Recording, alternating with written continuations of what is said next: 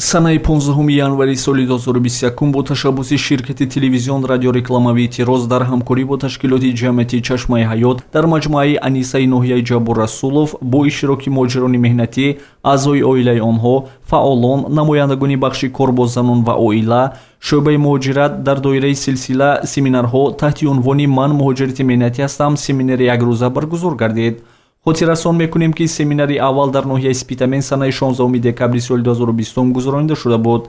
мақсади семинар дар баробари омӯзиши масъалаҳои муҳими муҳоҷират, пешгирии савдои одамон, мусоидат ба таъмини муҳоҷирати бехатар, инчунин бо дар назар дошти рушди технологияҳои иттилоотӣ ва дастрасии фаврӣ ба манбаи иттилоотӣ барои ҳалли мушкилоти мубрами муҳоҷирон, ташкили сомонаи портали маърифатии иттилоотӣ Migrant Mobile ва дигар масъалаҳо иборат буд.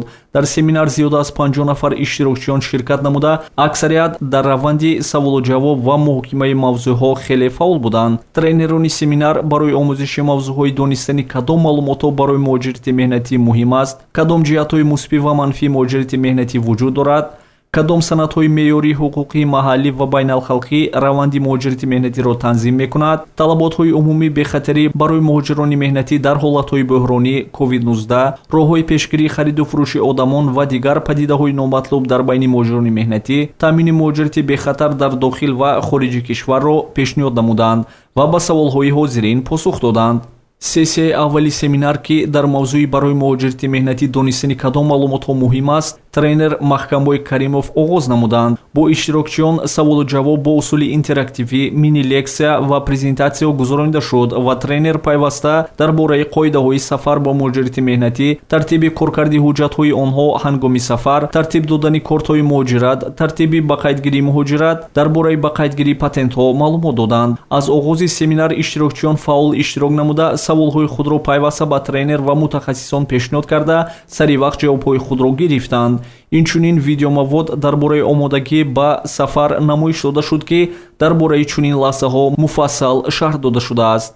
дар рафти баррасии мавзӯъҳои дигари семинар, тренерон тариқи бозиҳову саволу ҷавобҳои шавқовар мавзӯъҳоро шарҳ доданд. дар бобати ҷиҳати манфӣ ва мусбии муҳоҷирати меҳнатӣ, иштирокчиён ба гурӯҳҳо тақсим шуда, тариқи саҳначаҳои тарбиявӣ, тарафҳои мусбӣ ва манфии муҳоҷирати меҳнатиро намоиш доданд. ғайр аз ин мавзӯъҳои роҳҳои пешгирии хариду фурӯши одамон ва дигар падидаҳои номатлуб дар байни муҳоҷирони меҳнатӣ, ки он яке аз масъалаҳои доғи рӯз маҳсуб мешавад, аз ҷониби Маҳкамбой Каримов ва Бахтиёр Абдуҷабборов шарҳи муфассал дода шуд. баъди танаффуси нисфи рӯзӣ, аз бархи иштирокчиён бо суоли таъассуроти шумо оид ба имрӯза семинар муроҷиат намудем, ки онҳо бениҳоят шоду масрурона ҷавоб дода, ба ташкилкунандагон ва тренерону намояндагон изҳори миннатдорӣ баён намуданд.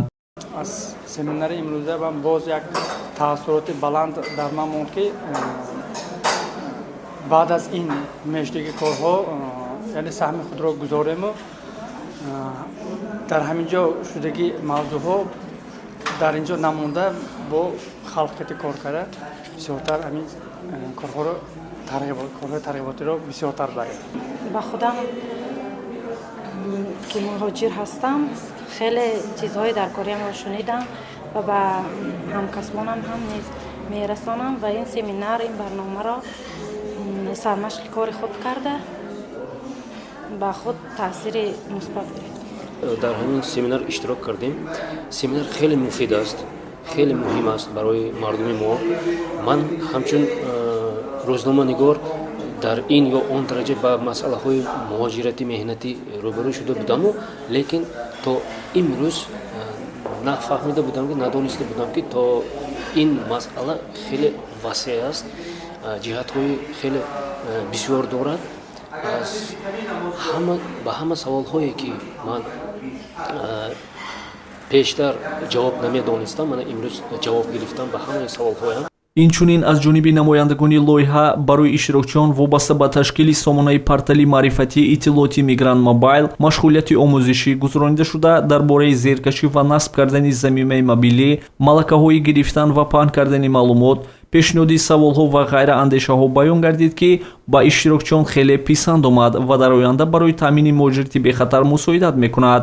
дар ҳафти муаррифӣ бахшу маводҳои портали маърифатии иттилооти Migrant Mobile иштирокчиён нисфаъол иштирок намуда бархеашон аз тестҳои донистани забони русӣ амалӣ гузаштанд. Инчунин оид ба замимаи Migrant Mobile маълумоти муфассал дода шуд ки таи 40% иштирокчиён замимаро ба смартфонҳои худ боргирӣ намуда насб карданд. Баъди анҷоми муаррифӣ мо аз иштирокчиён оид ба портали маърифатии иттилооти Migrant Mobile бо суоли то чӣ андоза ба шумо писанд омад пурсон шудем.